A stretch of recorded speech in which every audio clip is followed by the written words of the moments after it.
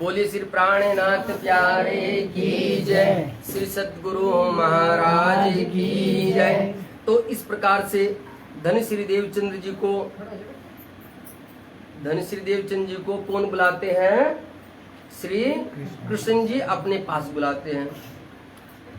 वे कहते हैं कि आओ देवचंद्र जी, आप यहाँ पर बैठो हमारे पास में, और उनसे प्रेम भरी मीठी मीठी दो बातें करते हैं।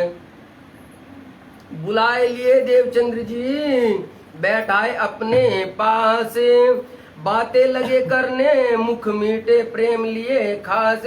और इस प्रकार से श्री कृष्ण जी बहुत प्रेम भरी मीठी मीठी बातें धनी श्री देवचंद्र जी से करने लग जाते हैं। इन समय इत घुंगरी पकाई भोजन मो, छेड़े दो छटकेले रुमाले पानी निकालने 300।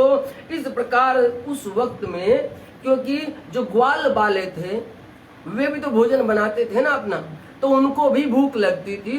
तो जब उनको भूख लग रही है तो वे क्या बनाते हैं? वन के अंदर में घुंगरी बनाते हैं। घुंगरी एक प्रकार का वहां का उस वक्त का भोजन रहा होता है।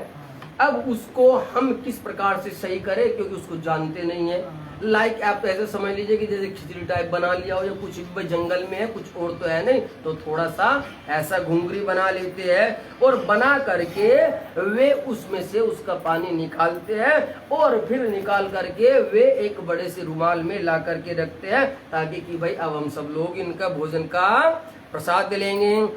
तब श्री देवचंद्र जी मिठाई जो ले आए थे नंद घर से, देखिए अब फिर यदि राधा जी यशोदा जी के पास गई थी, तो अब क्यों यहाँ पर देवचंद्र जी कहा जा रहा है? और क्या कह रहे कि लाए थे नंद के घर से। यही गूढ़ रहस्य है चर्चा की, क्योंकि आप चर्चा में आप शब्द को त्रोड़ मरोड़ करके यदि पेश करेंगे तो अर्थ कुछ और हो जाता है, चर्चा कहीं की कहीं और पहुंच जाती है। इसीलिए फिर से यहाँ कहते हैं कि देवचंद्र जी ने जो वो मिठाई, कौन सी, जो यशोदा मैया ने दी थी, वो लाए। कहाँ लाए? श्री कृष्ण जी के पास लाए। को क्यों लाए? क्योंकि याद है मैया ने क्या कहा था? मैया ने कहा था कि तुम दोनों बैठ करके वन के अंदर आरोग लेना। तिनको ले आगे धरी दई लड़कों को बांटने। इस प्रकार से वो जो मिठाई यशोदा मैया ने धनी श्री देवचंद्र जी को दी थी, जो ध्यान अवस्था में देख रहे हैं, वे मिठाई वे श्री कृष्ण जी के सामने कर देते हैं, और श्री कृष्ण जी अपने ग्वाल बालों को वो मिठाई का भोग प्रसाद बंटवाते हैं। कहिया श्री कृष्ण जी ए बांट दियो। कौन कह रहा है अब ये? हाँ, किनको कह रहे हैं? ग्वाल बालों को कह रहे हैं। वे कह रहे कि कहिया श्री कृष्ण जी ए बांट देवो हमको दो बांट के। अब देखो, इससे बड़ी चौपाई और इससे साफ साफ चौपाई क्या बता सकती है कि ये कौन है ना? श्री कृष्ण जी है। इससे पिछली चौपाई में अर्थ करने वाले ने क्या कर दिया? श्री राज। और क्या किया? बाल मुकुंद भी कर दिया। देखो कितना घुमाया है अर्थ वाले ने, जबकि इतनी खास चौपाई बिल्कुल साफ कह रही है कि धनी श्री देवचंद्र जी अब जिनके पास है, जिनसे मिल रहे हैं, वे और कोई नहीं, न तो वे बाल मुकुंद है, न वे श्री राज है, वे यहाँ पर श्री कृष्ण जी है। बिल्कुल साफ साफ चौपाई कह रही है, बिल्कुल साफ साफ महामती प्राणनाथ जी कह रहे कहिया श्री कृष्ण जी ये बांट दो। वरना ये भी कह सकते थे कहिया श्री राज बांट दो, कहिया बाल मुकुंद बांट, ऐसा भी कह सकते थे ना। लेकिन क्या कह रहे? नहीं नहीं, श्री कृष्ण जी देव हमको दो बांट के, और भाई सबको बांट दो, और हमें भी ये प्रसाद दे दो। दिया उन्हें लड़कों इन्हें दो भाग जो इनके, और जो उनके जो दो भाग दोनों के धनी श्री देवचंद जी के और श्री कृष्ण जी के जो इनके हिस्से में आए थे वे उनको दे देते हैं। किसे? प्रसाद रूप में दे देते हैं। और सामा सबके हिस्से दिए दोए, श्री देवचंद्र जी आप आरोगे फिर ध्यान से चौके सोए। अब फिर कौन आरोग रहे हैं? देखो कौन आरोग रहे हैं? देवचंद्र जी आरोग रहे हैं, आरोग रहे हैं ना देवचंद्र जी। लेकिन यहां भी कहते कि वो राधा, वो राधा है। अब सोचो कि अर्थ करने वाले कैसे घुमाते हैं, सुंदर सा कैसे घुमाते हैं। और सामा सबके हिस्से दिए दोहे कर, इस प्रकार से वे दो दो हिस्से करके सभी सुंदर साथ सभी ग्वाल बालों को दे देते हैं। और श्री देवचंद्र जी भी बड़े प्रेम से वहां पर वो प्रसाद आरोगते हैं। फिर ध्यान से चौक सोए, और ऐसे जैसे आरोगने के लिए, भोजन लेने के लिए वे ऐसे हाथ उठाते हैं देवचंद्र जी, तो क्या करते हैं कि यहाँ ध्यान से हाथ ऐसे आ रहा था, तो आता आता वो यहाँ पर भी बैठे बैठे हाथ छटक जाता है, हाथ लग जाता है एकदम से, क्योंकि वे यहाँ बैठे थे ना और खा वे वहां रहे थे। तो जब वे वहां खा रहे थे तो ऐसा लगा कि हाथ से ऐसे उठाया और मैं यहीं खा रहा हूं ऐसे, तो जैसे ऐसे वो हाथ छटक गया। तो जैसे हाथ छटक जाता है तो उनका ध्यान टूट जाता है। बोलो श्री प्राणनाथ प्यारे की जय, सतगुरु धनी श्री देवचंद्र जी की जय। तब इनका विचार करके तहकीक किया मन में, हमारा खावंद यही है चित्त बांधा इन स्वरूप से। अब यहाँ पर धनी श्री देवचंद्र जी, अब यहाँ पर श्री देवचंद्र जी अंदर से विचार करते हैं और क्या कहते हैं कि ये और कोई नहीं, ये मेरा खावंद है, ये मेरा पति है, ये मेरा धनी है। बस ये ही अंदर से विचार एक दृढ़ कर लेते हैं और अपने हृदय को, अपने चित्त को किसके साथ बांधते हैं? देखो इस चौपाई को फिर से देखो, मैं इसीलिए कह रहा हूँ कि ये चर्चा साधारण चर्चा नहीं है, ये बीतक पढ़ने की चर्चा नहीं है। चर्चा को समझो, यदि आप शब्दों को समझेंगे तो पकड़ेंगे तो आप वहां पहुंच जाएंगे जहां आपको पहुंचना है। हमारा खावंद यही है, किसने कहा? धनी श्री देवचंद जी ने कहा कि ये मेरा पति है, ये मेरा धनी है, ये मेरा मालिक है। लेकिन चौथी चौपाई क्या कह रहे? चित्त बांधा इन स्वरूप से, चित्त बांधा। उन्होंने अपनी आत्मा को किससे बांधा? इस स्वरूप से, इस श्री कृष्ण जी के स्वरूप, रूप से नहीं, नाम से नहीं, शब्दों को फिर नाम से नहीं कि नाम श्री कृष्ण है, नहीं। वे कहते कि स्वरूप, ये इतना प्यारा सा जो स्वरूप श्री कृष्ण जी का उन्होंने अभी ध्यान में देखा, उस स्वरूप से उन्होंने अपने आत्मा का चित्त बांध देते हैं। बोल कृष्ण कन्हैया लाल की जय, सतगुरु महाराज की जय। बताइए इससे साफ साफ आप कुछ सुन सकते हैं कि धनी श्री देवचंद्र जी के दिल में कौन बैठे है? इन चौपाइयों से अलग है? बताओ कितना साफ कह रहे हैं स्वयं में, और वे भी तब कह रहे जब उन्होंने ध्यान में देखा है।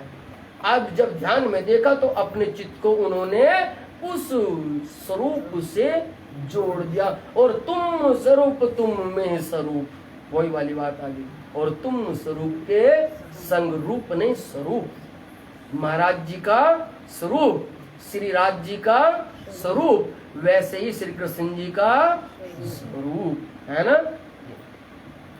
आरुगावन लगे इनको दिल में कर विश्वास, दिल में यही उपजी ब्रज लीला की रही आस। अब धनी श्री देवचंद्र जी उन्हीं स्वरूप को, वो जो वन में देखा, वो जो कृष्ण कन्हैया लाल का माधुरी बांसुरी वाला स्वरूप देखते हैं, मोर मुकुट वाला पीताम्बर वाला उस जो स्वरूप को निहारते हैं, तो बस जब भी ध्यान लगाते हैं तो केवल और केवल ध्यान में उस स्वरूप को ही देखते हैं, उस श्रृंगार को देखते हैं, उसको ही निहारते हैं। और जब भोग भी लगाते हैं तो भोग भी अब तलक भोग किन को लगा रहे थे? देखो, अब तलक वागव वस्त्रों को भोग लगा रहे थे। अब तलक रसोई जो बनाते थे वागा और वस्त्रों में थे, लेकिन अब रसोई भी उसी स्वरूप को सोच करके बनाई जाती। अब पानी भी जो लाया जाता है मटके में भर करके, तो श्री कृष्ण जी के उसी दिव्य नूरी स्वरूप को देख करके ऐसा लगता है कि श्री कृष्ण जी साथ साथ देवचंद्र जी की चलते रहते हैं, ऐसा लगता है। अंग संग हो गए थे, अंग संग, एक एक पल बिल्कुल साथ हो गए थे। इसीलिए वो कहते कि आरोगवन लगे इनको ही भोग लगाते हैं। दिल में कर विश्वास, अपने हृदय के अंदर विश्वास करके इनको प्रसाद भोग लगाते हैं। और दिल में यही उपजी। अब जब इतनी लीला हुई, क्योंकि यशोदा मैया भी देख ली, नंद बाबा का घर भी देख लिया, वो चारपाई भी देख लेते हैं, वो दूध उबलता हुआ भी देख लेते हैं, वे ग्वाल बाल भी देख लेते हैं। और जब ग्वाल बाल देखे तो जाहिर सी बात है वहां गैया भी देखी होगी, वहां पेड़ वन भी देखे होंगे। वे चलते हुए वहां कुंज वन की जो पेड़ों की लताएं पताओं की जो सुगंधी जो खुशबू आ रही होगी, वो भी महसूस की होगी कि नहीं की होगी। कितना कुछ देखा, कितना कुछ देखा। अब इच्छा क्या रह जाती है कि यदि मुझे ब्रज की वो लीला भी साक्षात्कार सामने मेरे आ जाए तो क्या बात हो, कितना आनंद। क्यों? क्योंकि इतनी सी लीलाओं में ही उन्हें इतना आनंद आया, उन्होंने इतना सब कुछ देखा, क्योंकि देखने को कुछ बचा नहीं। क्योंकि जब नंद के घर में पहुंचे, यशोदा मैया चारपाई पर बैठी, तो वहां सखिया भी भाग रही थी सेवा करने को, तो उन्होंने उन ग्वालनों को भी देखा ना, उन ग्वालनों को भी, उनको भी देखा। तो अब दिल में क्या उपजी कि ब्रज लीला की रही आज से। बोलो श्री कृष्ण कन्हैया लाल की जय। कोई दिन इन भांति सो हुआ है गुजरान, इन बात कई विद की कहाँ लो कहूँ पहचान। और महामती श्री प्राणनाथ जी साक्षात्कार श्री लालदास जी के धाम दिल के अंदर विराजमान होकर के स्वयं फुरमा रहे हैं, कह रहे कि ये लीला तो मैंने तुम्हें फिर से एक बताई, इससे पहले चौपाई आई थी ना, और फिर ये आ रही कि कोई दिन इन भांति सो। इस प्रकार की लीला एक दिन नहीं चली, बहुत बहुत बहुत दिन इस प्रकार की अलग अलग लीलाएं चलती है। हुआ है गुजरान, इन्हीं में ही देवचंद्र जी का बस गुजर बसर हुआ है, अर्थात इसमें ही लीन रहे हैं, इसमें ही हर वक्त रमे रहे हैं। इन भांत कई विध की, समझ गए, एक लीला बताई है महामती जी ने, लेकिन महामती जी इसी चौपाई में कहते हैं कि एक लीला नहीं है ये, इस प्रकार की लीलाएं कई विध की हुई है, कई प्रकार की हुई, अलग अलग। अब न जाने देवचंद्र जी ने और क्या क्या देखा होगा, क्योंकि महामती जी की चौपाई है, लेकिन खोला तो केवल एक ही लीला। इसीलिए उन्होंने कहा कि बेसुमार ल्याए सुमार में, ये बेसुमार इलम है, बेसुमार बहुत। इन भांत कई विध सो कहाँ लो कहूँ पहचान, कि हे मेरे प्यारे सुंदर साथ जी, मैं तुम्हें इन लीलाओं की पहचान कैसे बताऊं, कहाँ तक बताऊं। श्री महामत कहे साथ जी इतके कहे बयान, श्री देवचंद्र जी के स्वरूप की नेक कहो पहचान, श्री देवचंद्र जी के स्वरूप की नेक कहो पहचान। कि अब मैं आपको धन श्री देवचंद्र जी का जो स्वरूप है उसकी कुछ थोड़ी सी नेक कह रहे, थोड़ी सी कुछ थोड़ी सी पहचान आप सबको सुना देती हूँ। अब यहाँ से आए बीच हजार देश, तानो तनपुरी मिने बहुत जमा भय खेस। अब यहाँ से धनी श्री देवचंद जी, क्योंकि वे किन लीलाओं में खो गए थे, वे खो गए थे, अब श्री कृष्ण जी की लीलाओं में, बाल मुकुंद जी की लीलाओं में नहीं। अब वे बांके बिहारी की लीलाओं में नहीं है, अब वे वागा और वस्त्रों की लीलाओं में नहीं है, अब वे खोए सीधे सीधे श्री कृष्ण जी की उस स्वरूप में। और मन के अंदर क्या इच्छा रही है कि मैं कैसे भी करके ब्रज के अंदर जो लीला हुई थी मुझे वो देखनी है। तो अब देवचंद्र जी यही विचार करते हैं कि कौन मुझे ब्रज की उन लीलाओं का बारे में बता सकता है। इस प्रकार से अब ये भाव लेकर के धन श्री देवचंद जी हरजी व्यास के पास जाते हैं, हरदिवास के पास, हरदास जी के पास जाते हैं, उनके गुरु के पास में, और कहते हैं कि मुझे अब वो देखना है जो ब्रज की लीला है। क्यों? क्योंकि मन के अंदर आया है ना। तो तब वे कहते हैं कि उस लीला के बारे में बताइए। तो हरदि व्यास जी कहते हैं कि भाई इस प्रकार की लीला है तो केवल और केवल जो नूतनपुरी है, जिसे हलार देश कहा जाता है, कि वहां पर श्याम जी के मंदिर में एक कांची भट्ट नाम के महंत है जो वहां पर श्रीमद् भागवत करते हैं। तो वे राधा वल्लभी मार्ग के, और तुम्हें वे ही इस अखंड ब्रज और रास के बारे में बता सकते हैं। तो अब देवचंद्र जी यहाँ से आए बीच हलार देश। अब यहाँ से वे वहाँ नूतनपुरी पहुँच जाते हैं। बहुत जमा भय खेस, और जब वे वहाँ जाकर के देखते हैं अरे वहाँ तो भैया बहुत भीड़ मिलती है उन्हें। अब उन्हें अंदर से लगता है हाँ शायद जो लीलाएं मैं जानना चाह रहा हूँ वो मुझे यहाँ से सुनने को मिल जाएगी। बोलो श्री प्राणनाथ प्यारे की जय, सद्गुरु महाराज की जय। इत माँ बाप आए रहे उत वल्लभी मार्ग रहे जोर। और धनी श्री देवचंद जी यहाँ पर अपने माता पिता बच्चों को लेकर के भी साथ में ही नौतनपुरी जामनगर आ जाते, पूरे घर कुटुंब के साथ में अब आते हैं, सबके साथ में। वहां पर क्या है, वहां पर वे वल्लभीचाराज मार्ग वाले थे, वे उन रास्तों वाले थे। तित सेती रब्द रहे वे करने लगे शोर।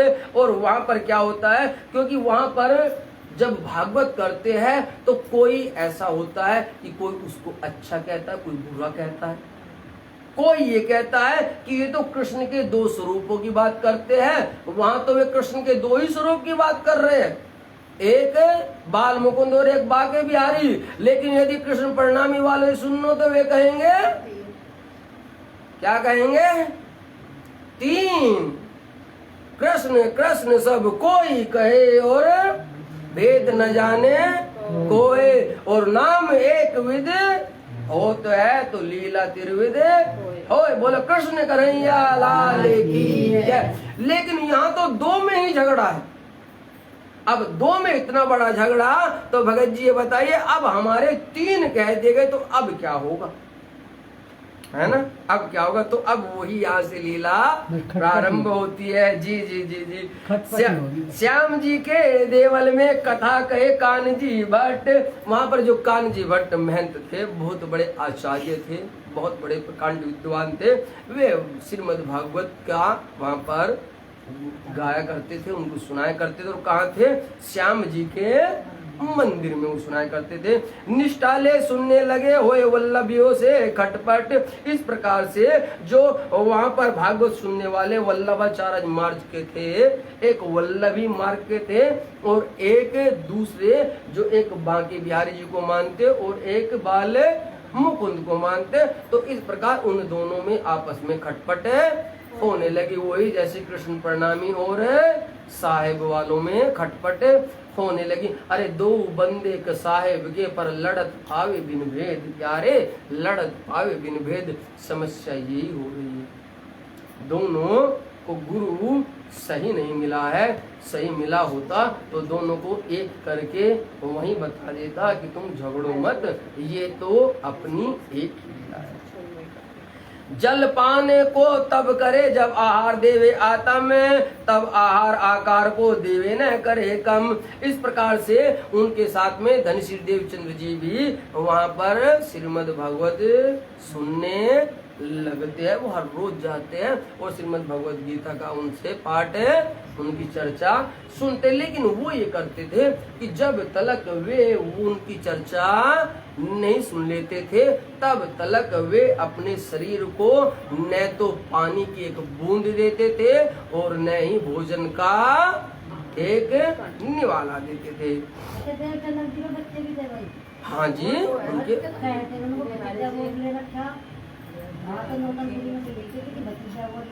अरे नहीं नहीं, उनके तो बच्चे हैं सुंदर साथ जी, उनके जमुनाबाई। नहीं नहीं, कोई बात नहीं, कोई बात नहीं। उनके दो बच्चे हैं। जो कदी एक दो श्लोक आगे बाचे होए तीन, तो फिर पुस्तक मंगाए के वे ही सुने वचन। इस प्रकार जो धनी श्री देवचंद्र जी उनसे श्रीमद् भगवत सुनते थे, तो यदि वे कभी कभी आने में देर हो जाती थी और वे चर्चा पहले प्रारंभ कर देते थे, तो वे क्या करते थे कि जब पूरी चर्चा हो जाती थी, पूरी, बीच में नहीं, पूरी चर्चा जब हो गई और सब जो सुंदर साथ थे, जो धर्म प्रेमी थे, वो सब सुनने के बाद, प्रसाद लेने के बाद अब अपने घर चले जाते थे, तो तब वे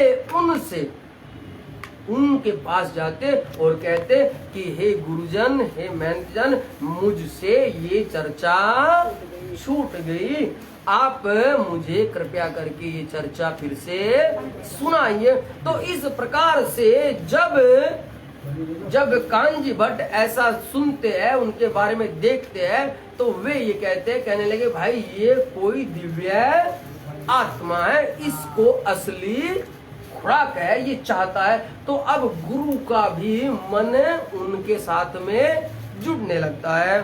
ऐसा जान के वह भट्ट तोलो ने खोले पुस्तक। अब जब भट्ट जी को ऐसा लगा कि ये जो जमघट आता है, ये तो दोनों लड़ते हैं और न तो ढंग से मुझे चर्चा करने देते हैं, और चर्चा बीच में रुकवा करके एक बाल मुकुंद जी को खींचता है और एक बांके बिहारी जो खींचता है, और मेरा भी गड़बड़ करते हैं।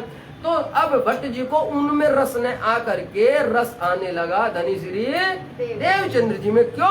क्योंकि कि यही वो दिव्य आत्मा है शायद जिसके लिए मैंने ये काम प्रारंभ किया था। इसलिए जब तक धनी श्री देवचंद्र जी नहीं आते हैं तब तक वे अपनी चर्चा को प्रारंभ नहीं करते हैं।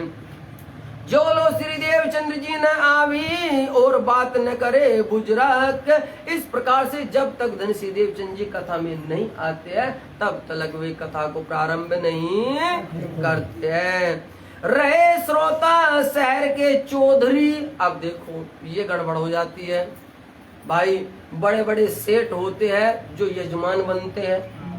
अब जब यजमान बने तो यजमान ने तो पैसा दिया, अब जब पैसा दिया तो वे कहते हैं कि महाराज हमने पैसा दिया और मेरा परिवार आ रहा है और ताऊ चाचा का भी आ रहा है, और तो और ससुराल वाले भी आ जाते हैं। कहने लगे इनका भी सम्मान करो और इनका भी नाम बुलवाओ, इनको भी माला पहनाओ और इनको भी प्रसाद दो।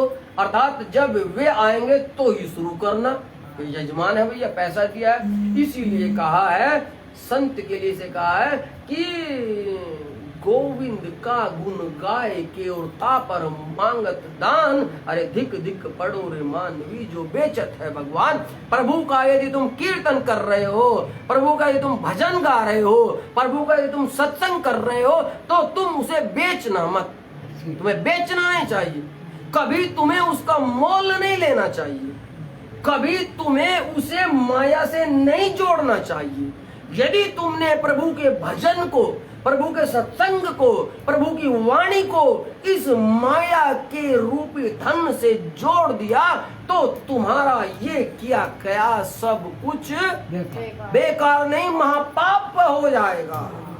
तो बेचत है भगवान। धिक धिक पड़ो रे मानवी। उन्होंने कहा उस मानव को धिक्कार है, धिक्कार जो परमात्मा की चर्चा सुनाने के तुमसे पैसे ले, परमात्मा के भजन सुनाने के जो तुमसे पैसे ले। तो शास्त्र ये कहता है कि उस मानव को धिक्कार है, धिक्कार, उसका कुछ नहीं रहता है। इसलिए कभी भी परमात्मा की भजन परमात्मा का सत्संग, परमात्मा की चर्चा सुनाने वाले को कभी कुछ पैसा नहीं लेना चाहिए। बोलो श्री प्राणनाथ प्यारे की जय, श्री सद्गुरु महाराज की जय। मांगना नहीं चाहिए, कदापि नहीं मांगना हाँ, चाहिए, कदापि। वो अपनी मर्जी से देवे तो मांगना नहीं है।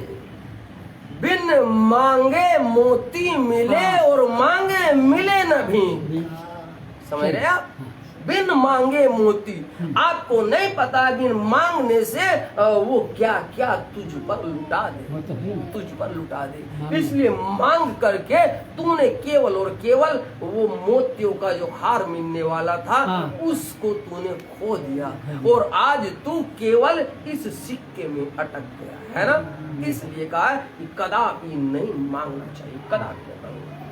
रहे श्रोता शहर के चौधरी, क्योंकि ये वो चौधरी थे जो पैसा देते थे, क्योंकि भाई वे भी, उनका मंदिर था, उनका आश्रम था, उनका घर ग्रस्त था, तो वे श्रीमद् भागवत करने के 8-8 दिन के पैसे लेते थे, जैसे आज लेते हैं लोग बात। कोई लाख ले रहा है, कोई 2 लाख ले रहा है, कोई वो ले रहा है। अब कोई उनसे पूछे, कोई सोचे, अरे भाई तू क्या सुनाता है, क्या करता है तू केवल परमात्मा का भजन सुना रहा है, केवल भजन। अरे ये तेरे बाप की वाणी नहीं है, ये तेरे घर की वाणी नहीं है, ये तेरे पापा परदादा की बात नहीं है। दुख होता है, कभी कभी बड़ा दुख होता है जब आजकल हमारे मंदिरों और आश्रमों में भी ये प्रथा हो गई है कि हर चीज के तो वे पैसे लेने लगे, और तो और वे ब्रह्मवाणी पधराने के भी पैसे लेने लगे, वे उसकी भी न्योछावरी लेते हैं। अरे धिक्कार है तुम पर, धिक्कार। अब मुझे बताओ, ब्रह्मवाणी कुलजम स्वरूप वाणी में किसकी बात है? क्या किसी संत कृष्णमणि जी की बात है? क्या राजन स्वामी की बात है? क्या गोपाल की बात है? क्या तुम्हारी बात है? क्या शेरपुर की बात है? क्या पन्न क्या की बात है? अरे उस खुदा की बात है, उस परमात्मा की बात है, उसके वचन है। तो तू उसके वचन सुनाने के क्या पैसे लेगा? क्या उसकी बात पढ़ने के तू पैसे लेगा? अरे धिक्कार है मानव, धिक्कार है। आज तू परमात्मा को भी बेचने पर आतुर हो गया, परमात्मा को भी बेचने लगा। अरे ऐसा निष्ठुर न बन। एक तरफ तो कहते हैं कि ये वाणी ब्रह्मवाणी श्री कुल्यम स्वरूप, ये राज्य का स्वरूप है, कहते हैं ना। दूसरी तरफ ये कहते हैं कि सुबह और शाम 24 घंटे ध्यान चितवन करो, किसका? श्री राज्य का, कहते हैं। और जब श्री राज्य सामने आते हैं, ब्रह्मवाणी खुलती है, तब क्या कहते हैं? नहीं नहीं, इसे पधराने के 501 या 1100 या 11,000 या इतने रुपए देने पड़ेंगे। अरे धिक्कार है मानव, धिक्कार है। तेरी बात होती तो तू पैसे ले लेता, तेरे मंदिर की बात होती तो तू पैसे लेता। अरे ये तो आत्मा की बात है, ये परमात्मा के घर की बात है। तो आत्मा और परमात्मा के घर की बात करने के लिए, पढ़ने के लिए, सुनने के लिए क्या तुम पैसे लोगे? क्या तुम न्योछावरी लोगे? अरे यहाँ तक मंदिरों में फूलहार चढ़ता है, उसके भी पैसे लेते हैं। एक गोला नारियल चढ़ता है, उसके भी पैसे लेते हैं। नारियल चढ़ा जाता है, उसके भी पैसे लेते हैं। और तो और जो अगरबत्ती वहां जलाई जाती है, माचिस तक के पैसे लेते हैं। बड़े बड़े भंडारों के पंपलेट देखा करो, उसमें सेवा लिखी रहती है। रसोइयों की सेवा अलग, सुबह शाम की अलग। और तो और संतों का भोजन जो बनता है, उसकी भी कई हजार लाखों की सेवा अलग होती है, अलग होती है। अरे चल तू सबकी सेवा ले ले, कोई दुख नहीं, लेकिन मेरे ब्रह्मवाणी पढ़ने के, पढ़ाने के, परमात्मा से 2 बात करने के, परमात्मा को देखने के, भला इस पर भी टैक्स लगा दिया, इस पर भी पैसे लेता है, इस पर भी तो धिक्कार नहीं होगा क्या? दुख नहीं होगा क्या? अरे शर्म करो, परमात्मा को कैसे देख रहे हो? शर्म करो भाई, शर्म करो। ये दुख होता है प्यारे। कभी भी ब्रह्मवाणी के पैसे ना लो, ब्रह्मवाणी के और के ले लो, लेकिन क्योंकि ये परमात्मा का स्वरूप है, ये परमात्मा का ब्रह्मधाम है। ये ब्रह्मधाम के 25 पक्ष है, इसको पढ़ने के, पढ़ाने के, रखने के, सुनाने इसको के। टैक्स ना लो, इससे पैसे ना लो। बहुत बड़ा गुनाह लग रहा है, बहुत बड़ा गुनाह, और इतना बड़ा गुनाह है कि बचोगे नहीं, बचोगे नहीं, ये बहुत बड़ा गुनाह है। इसलिए सबके पैसे ले ले, लेकिन राज्य के वाणी पधराने के पैसे कदापि ना। बोलो श्री प्राणीनाथ प्यारे की, श्री सद्गुरु महाराज की जय। रहे श्रोता शहर के चौधरी और बड़े साहूकार, सो मार्ग वल्लभ मिले होत खटपट हमेशा व्यवहार। और भैया जितना ज्यादा पैसे वाला उतनी ज्यादा सेवा, उतनी ज्यादा नौकरी, बैठने के लिए भी अलग आसन, खाने के लिए भी अलग कुछ, तो फिर तो लड़ाई झगड़ा तो होगा ना, खटपट तो होगा ना। अब वही लीला वहां पर हो रही है। एक दिवस भट्ट को पूछिया तुम्हारा क्या इनसे रोजगार है। अब वे भट्ट जी से पूछते हैं, कहने लगे भाई ऐसे काम नहीं चलेगा, ऐसे काम नहीं चलेगा। भट्ट जी तो हमारा खाते हैं, देखो क्या कहते हैं, उनके वचन देखो। वे भट्ट जी जो कहते हैं, कहने लगे कि तुम्हारा मंदिर चलाने के पैसे हम देते हैं, तुम्हारी श्रीमद् भागवत करने के यजमान हम बनते हैं, भंडारा देने को हम होते हैं। लेकिन ये बताओ, ये कल का बालक आया हुआ, 2 दिन से ये यहाँ आया है, जब तलक ये यहाँ आता नहीं है तब तलक तुम बेचर्चा शुरू नहीं करते हो। अब हमें ये खोल करके बता दो, ये हमसे ज्यादा कितना धन देता है? क्यों? धनाढ्य है ना, आत्मा तो नहीं है ना। आत्मा होती तो आत्मा को जानते, आत्मा को जानते, लेकिन वो लोग धन के लोभी है, धन के लोभी है। तो वो क्या करते हैं, क्या पूछते हैं कि क्या रोजगार है? रोजगार पूछा है महामती। इसीलिए तो मुझे बड़ा आनंद आता है कि ये वाणी महामती किया। एक एक शब्दों को पकड़ो, शब्दों को पकड़ोगे तो मैं कहता हूं तुम पार हो जाओगे, उलझोगे नहीं। शब्दों को पकड़ लो। देखो क्या कहा, पूछा क्या इनसे रोजगार, क्या रोजगार देता है देवचंद्र, कितना धन दौलत देता है, कितना पैसा देता है? हम तो बैठे रहते हैं और जब ये आता है तुम तभी करते हो। ये होता है पैसे लेकर के श्रीमद् भगवत गीता या परमात्मा को बेचने वालों का हाल। वे उससे फिर तू तड़ाक करते हुए उसको गुरु गुरु नहीं मानते हैं। वो कहते हैं अरे तुझे तो पैसे देते हैं हम, तब जा करके तेरी कथा हो रही है, तेरा कुछ वजूद है क्या? यदि हम ना दे तो तू इस शहर में आ भी नहीं सकता। ये घमंड होता है उनका, ये घमंड। इसलिए कहते हैं न तो कथा करने वालों को कथा बेचनी चाहिए और न ही करवाने वालों को कथा खरीदनी चाहिए। तुम खरीदार ना बनो, तुम बनते हो खरीदार। तुम, मेरा क्या दोष है जब तुम पल्ला पसारते हो और कहते हो महाराज जी आ जाओ हमारे शहर कर देना और 5 लाख रुपया देंगे। क्यों खरीदते हो? परमात्मा की कथाओं को तुम खरीद रहे हो। कथाओं को खरीदने का व्यापार तुमने बनाया है। तो जब तुमने व्यापार बनाया है तो फिर बेचने वालों की तो प्यारे बाढ़ आ गई, फिर आ गई बाढ़। इसके दोषी तुम हो, तुम दोषी हो। इसलिए अपनी इस लीला को सुधारो। परमात्मा पैसे से खरीदा नहीं जाता है। बोलो श्री प्राणनाथ प्यारे की जय। तो एक दिवस भट्टियो पूछिया तुम्हारा क्या इनसे रोजगार है। जब लगे आवत नहीं तोलो करो नहीं उचार। तब तक तुम बोलते भी नहीं हो, क्या बात है, क्या लीला हो रही है। तब कहिया कांजी भट्ट ने मुझे न कहू की आस। मैं आगे बाचत श्याम जी के सुने श्री देवचंद जी खास। तब वे कहते अरे भाई मैं तो केवल और केवल श्याम सुंदर को सुनाता, मैं तो न तुम्हें सुनाता न देवचंद जी को सुनाता हूँ। भाई अब यजमानों से झगड़ा लोगे तो गड़बड़ हो जाएगी ना। अब वे बात को घुमाते हैं, कह ले भाई न तो मैं देवचंद जी को सुनाता हूँ न तुम्हें। अब वो कहते कि देवचंद जी को सुनाता हूँ तो वे नाराज, और उनको कहते तो वो गड़बड़ होती, तो वे बात कहाँ टाल देते हैं, श्याम पर टाल देते। कहले भैया अब तो वो जाने, अब तो वो जाने। और कहा कि मैं तो आगे बाचत श्याम जी के श्याम के आगे बाँचता हूँ, सुने श्री देवचंद जी खास। लेकिन इस चर्चा को श्री देवचंद्र जी जो है ना वो बड़े ही मन से सुनते हैं, बड़ी आत्मा में लीन होकर के सुनते हैं।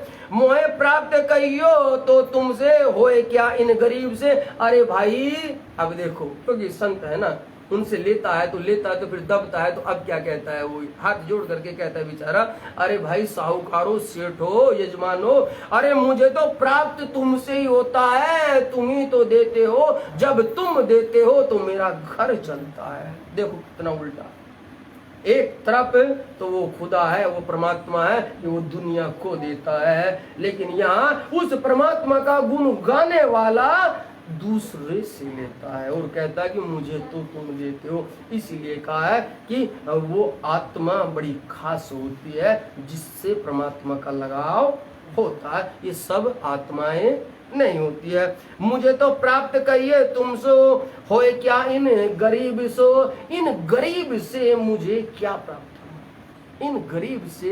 अरे ये तो बेचारा आता है और बड़े प्रेम से चुपचाप बैठा रहता है और इतने तल्लीनता से सुनता है कि मानो वे अंदर ही अंदर विचार कर रहे हैं कि मानो मुझे ऐसा लगता है कि इस सभा के अंदर केवल और केवल एकला देवचंद्र बैठा है और मैं बोल रहा हूँ, ऐसा।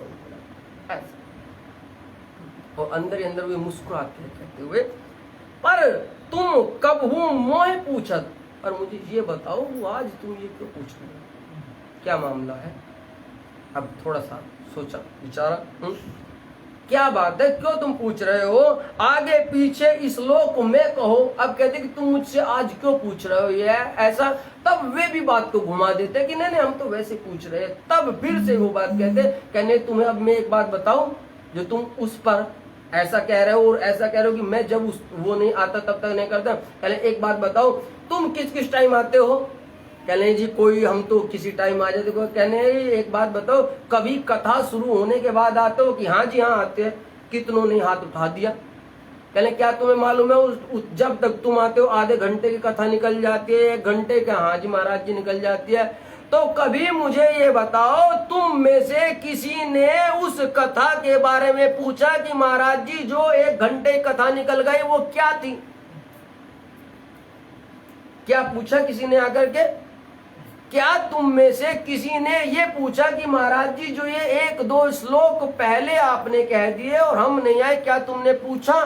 तो वहां वे बड़े बड़े यजमान और पैसे वालों की गर्दनें झुक जाती है क्योंकि उन्होंने कभी नहीं पूछा। तब वे कहने लगे ये देवचंद्र वो देवचंद्र है, ये बालक वो बालक है कि आता है और चुपचाप सबसे पीछे बैठ जाता है, और यदि मैं 1-2 श्लोक भी कह देता हूं इससे छूट जाता है तो ये तुम्हारे सब के प्रसाद लेने के बाद जब तुम घर चले जाते हो ये मुझसे श्रीमद् भगवत गीता फिर से खुलवाता है और फिर से मेरे पास बैठता है और फिर से उसको सुनता है। इसलिए मेरा मन इसके साथ में जुड़ गया।